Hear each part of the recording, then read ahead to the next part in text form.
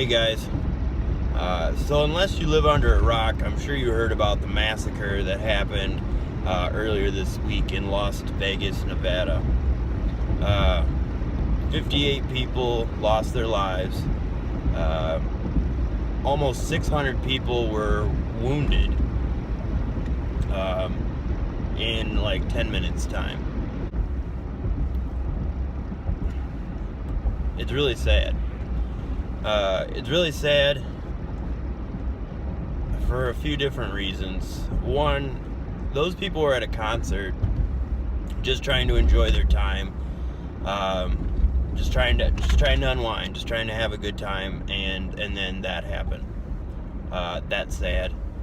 Those are mothers and fathers and sons and daughters that just will never go home. They are never going to get to go back and see their kids. They're never going to get to go see their parents. They just don't anymore. That's just something they'll never do. They are never going to be able to go home and hug their family. And their family's never going to get to hug them. And that's really sad. It's sad because it could have possibly been avoided. It could have been avoided, at least a possibility. Again, just from what I've caught from snippets, from reading a few different articles and stuff, the guy lived nearby. I don't know exactly how close, I guess that doesn't matter, but he lived nearby. He went and he rented his room. He had it all planned out. He had to have. You don't just go to a hotel with that much weapons and ammunition and just because. You just don't do that. Especially when you live nearby. Like, I guess if, you're traveling or whatever, there could be a scenario, maybe.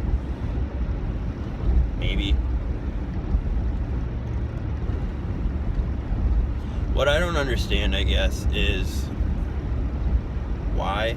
I mean, nobody understands why. There's never a good reason for something like this.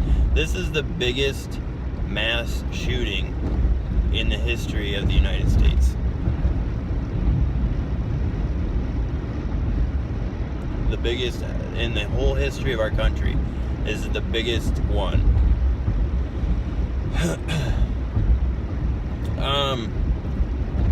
So, for those of you who know me personally, I'm an advocate typically for the Second Amendment rights specifically, just because I am a gun lover. I like guns. I like to shoot. I like to hunt. To me, it's a nice pastime, and you know what? I take my kids shooting, and I'm going to continue to do that. I am still going to continue to be a gun owner, a responsible gun owner, an illegal gun owner, but a gun owner nonetheless. I'm going to continue to do that. And I think a great way to keep your kids safe around guns is to teach them that they are a tool. They aren't a toy. If you hide and lock up something and never ever let the kids see it, now it's a mystery. Now we want to see it. We want to see that thing. I couldn't tell you the last time my kids asked me to pull out one of the guns. I couldn't tell you. And the reason being that they're not that cool. Once once you've seen it and you've shot it and you know how to use it, you've cleaned it, you know how to service that weapon, it's just not that cool. It's no longer something that you have to see. It's not a toy.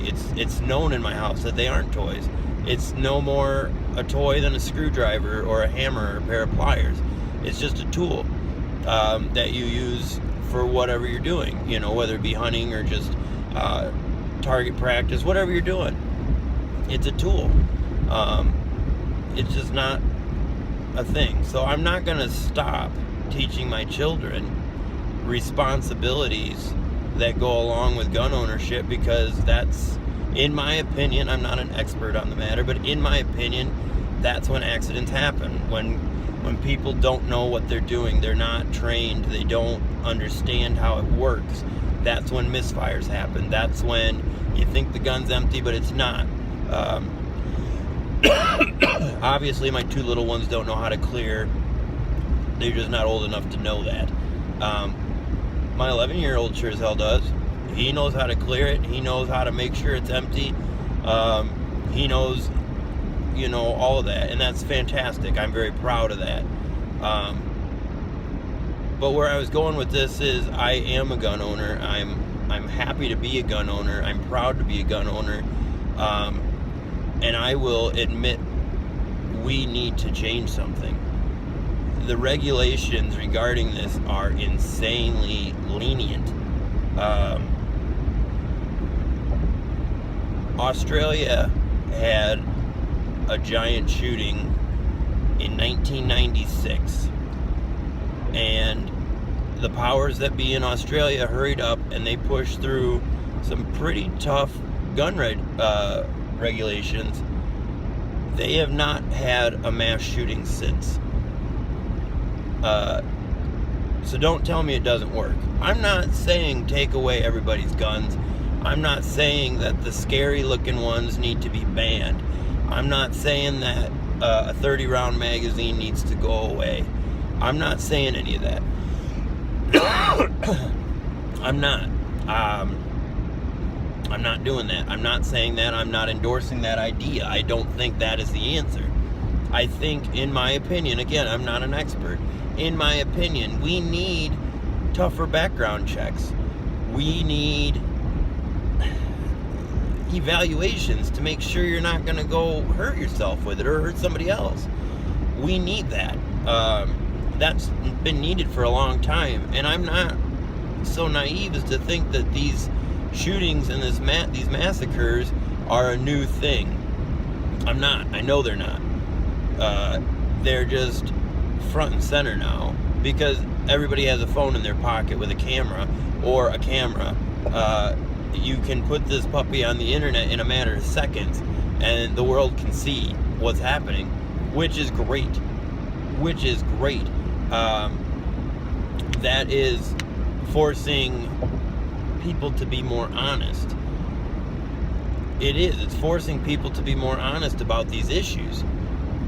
Because if you report something that's not true, you're gonna get caught up. Somebody has got that recorded long before your news van ever got there. So why are we fighting it? Well, there's lobbyists fighting against it. The NRA is huge at not giving two shits who dies. And that would be my question. How many people have to die? How many? Like, what is the number? At what number will people say, okay, something's got to give? Does it have to be one of your family members before you'll change your mind? A friend? Somebody from the same town, maybe? Somebody you went to school with? Like, who has to die before you will say, yes, we need to do something?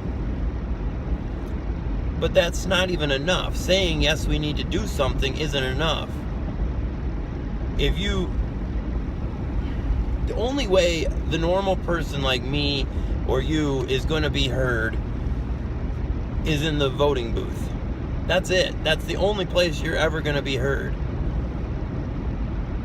When you go to the voting booth and you vote for people who don't give two shits about big issues like this, I'm not even just going to leave it at this, but big issues like this, and you vote against that person who cares, well, then you're partially responsible. Don't twist this. I'm not saying if you voted for Trump, you're responsible. I'm not saying if you voted for Bernie or Hillary, you're responsible. I'm not saying that. I'm just saying your vote is what matters. Your vote is the only way your voice is ever going to be heard if you're a normal person like you and me. That's it.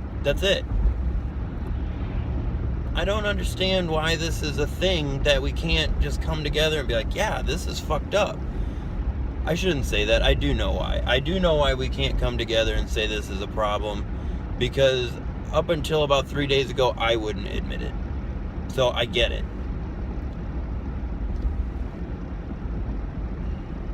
I don't know. It's just going to get worse, guys. If we don't do something, it's only going to get worse. And like I said, how many people need to die before we can agree that there's a problem that needs to be remedied. And I mean now, like, we don't have time. We need to do this now before the next one happens, and the next one, and the next one. When are we going to do something about it? I don't know, guys. We're all in this together. I don't think it's too much to ask to love each other. You guys have a good one.